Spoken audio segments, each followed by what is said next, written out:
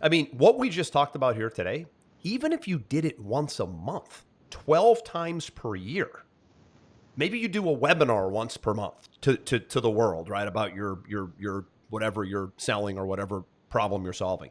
Just starting with once a month and having a team take that and do everything that we just said here today, you could have enough social media for the month. And you'll ultimately have 12 chapters of a book if you did it 12 months straight. But eventually what you'll do is you'll go, that wasn't that difficult. And now I've processized it. I've systemized it. And now I can probably go to 2 times per month. And then maybe weekly, right? It's almost like the gym example, right? You've never worked out. So what are you going to start off by working out 6 days a week, 2 hours at a time? Your mind can't wrap itself around that. It's too big of a leap. So 2 days a week for 30 minutes, all of a sudden you start getting in shape. Great. 4 days a week, 30 minutes, great. Same concept, right? If you've never done it, don't commit to every week, 2 times a week. I'm going to go PBD podcast, Joe Rogan style, 2 biggest podcasts in the world. They're like 3 days a week now, these shows, because now that's their business, right? 2 biggest shows in the world, Joe Rogan Experience and the PBD podcast, by far the 2 biggest. By the way, Aaron, you introduced me to the PBD podcast, Patrick Bet-David and the Valuetainment team. I wouldn't be surprised if that is the biggest. I don't know if they've even eclipsed Joe at this point, because that show is enormous, and the guests that they get on are I mean, they're bringing in, I'm trying to think who, like the biggest name that they've ever brought in. I think they had Dennis Quaid in last week. I mean, massive actor. Did they have RFK on the show? Of course. Yeah. Well, they've had RFK. They've had Vivek Ramaswamy, Ron DeSantis. They did that one-on-one interview with Andrew Tate when he was locked up and released. Yep. When he was the most Googled person in America. Yep. But here's the thing that I want to drive home. You might only want to do a show once a month because maybe you just don't like it.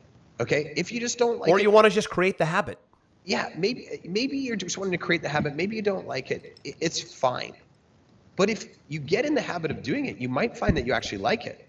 Like on Fridays, Andrew and I get together, and this Friday's like show day. We get all excited Friday about show day. Yeah, that's true. And we don't have all these other, things on our plates, and we don't have all these other distractions. And really, we're just joining each other, catching up, and talking about the things that we want to talk about. And now we've gotten to the point where we're typically doing it twice a week. You know why? Because we like meeting, we like talking, and twice a week gives us exponentially more content for our team to put out into the world. So we enjoy it. And the ramifications of that is phenomenal increase in lift and visibility to our brands. And like you said, credibility. People will say, and maybe we just pull out for now, Aaron, the word show. I think even the word show sometimes is intimidating. Just piece of content. Maybe it's a Zoom session or a YouTube video that you do once a month. I think show can be intimidating. We call it a show because I feel like we've earned it, right? We've been doing it for so long. It's our show. But it really didn't necessarily start off as our show. It was our podcast at first. For you, maybe it's a training at first or a YouTube video, or you're inviting someone on to interview about something once a month. That's another great way to play it. Speaking alone is tough. You and I speak to each other, so we feed off each other. The guest example of how most podcasts are run, we don't do much with guests, but I think we will start doing that, is that when you're interviewing somebody, it's very natural. Right? You're not on the spot to be able to produce and be sharp and be an actor. It's really just conversational. So even if you did a guest per month in your industry, a thought leader, what a great way to now create a connection with that person who maybe you never did and you should, is you invite them on your weekly, monthly Zoom, your monthly, weekly YouTube channel, your monthly, weekly podcast. And now you start that habit and you start building that framework. What if you just interviewed one of your customers? Yeah, anything, right? Talk about making them feel special.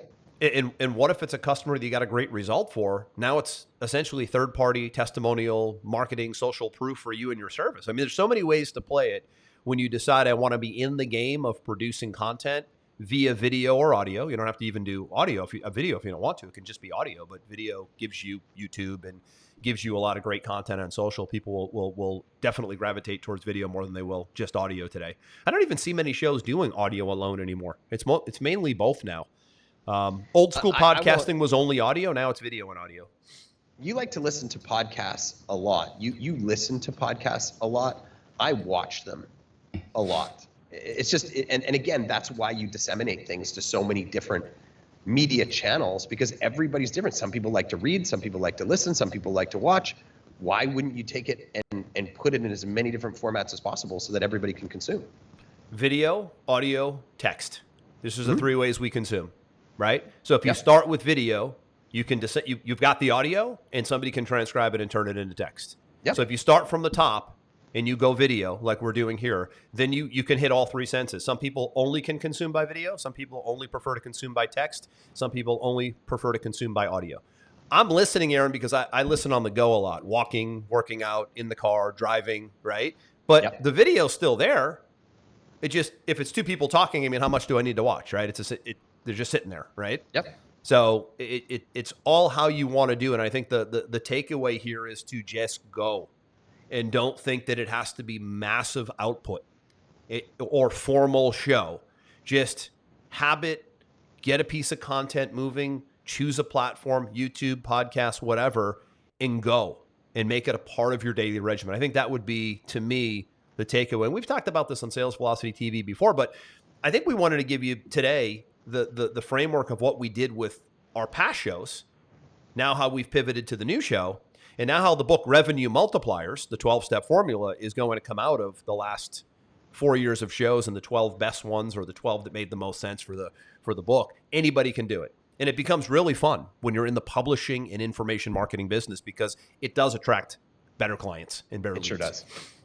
So, Aaron, I know we're going to keep it kind of short today. We'll be back next episode. A lot going on in the world. We'll revisit some of the economic and geopolitical pictures here, and we'll leave it there. And stay tuned for Revenue Multipliers. More on that to come. We'll see you in the next show. That's Aaron. I'm Andrew. This one is a wrap.